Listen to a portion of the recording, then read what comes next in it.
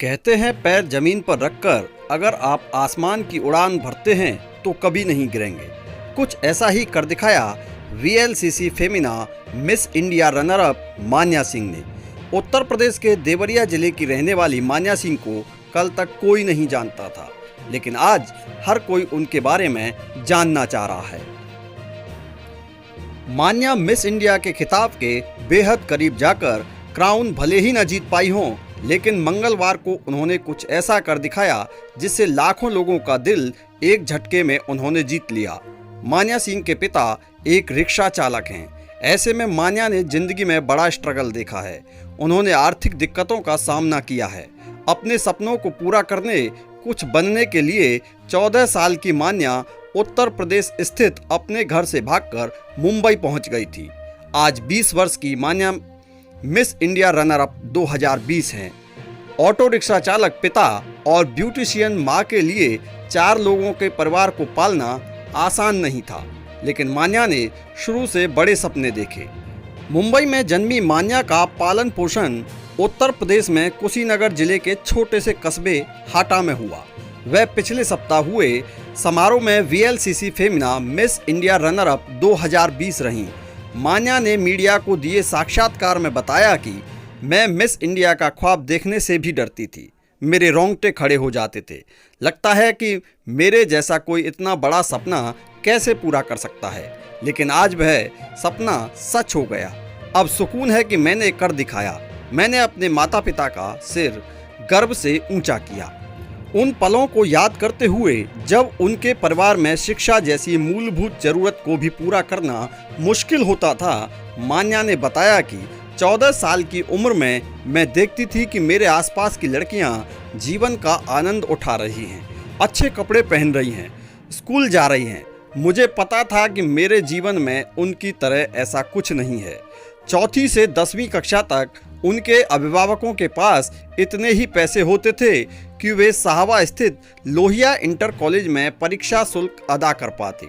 एक बार मान्या को शैक्षणिक संस्थान में प्रवेश दिलाने के लिए उनकी मां को अपना गहना तक बेचना पड़ा था।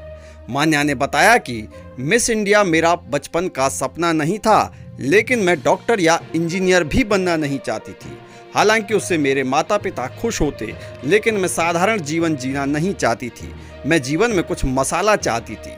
अपने सपनों को पूरा करने के लिए वह हाई स्कूल के बाद गांव से भागकर मुंबई पहुंची।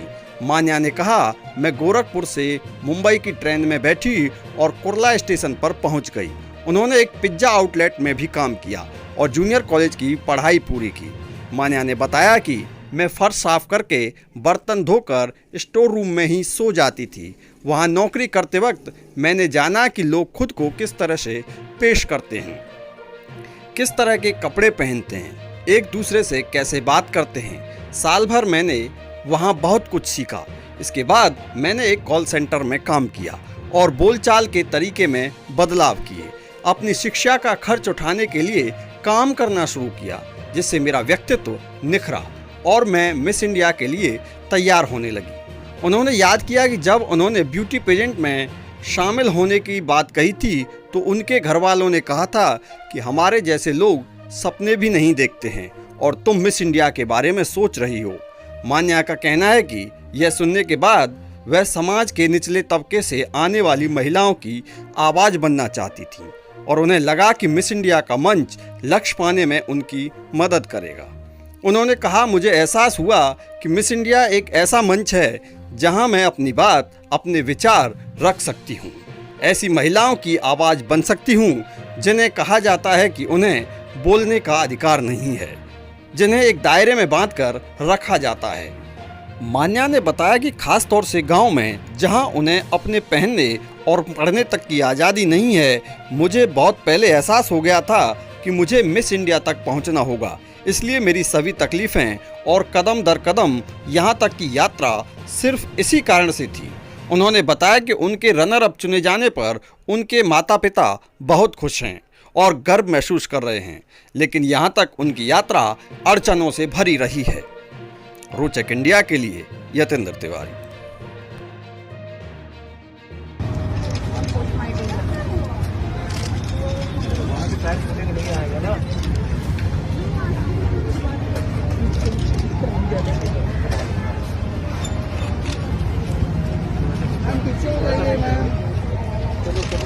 शिफ्ट हो जाओ ना, राइट के साइड शिफ्ट हो जाओ भाई लोग।